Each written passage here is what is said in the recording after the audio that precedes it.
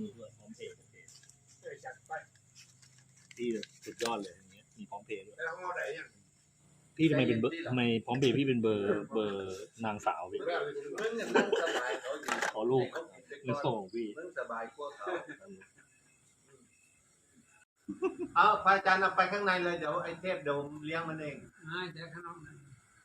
ไม่ไอ้เทพมันอยาก แค่มันท้องใหญ่ขนาดไหนวะ โอ้ย เอ็กจ่ายครับตอนนู้นครับแกนั่งกินอยู่ตรงนู้นเดี๋ยวซื้อให้แกกินด้วย โอเค ครับ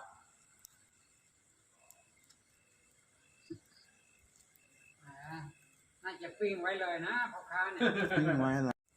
เพราะค่าปิ้น QR code ดีกว่า สีรัตน์ใช่ไหมสีรัตน์เนาะพี่นะผมโอนแล้วนะโอเคเรียบร้อยพี่เรียบร้อยนะโอเคนะ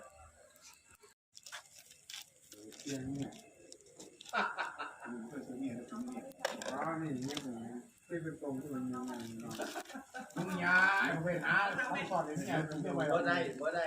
มึงจะเฮ็ดจังซั่นไว้นะ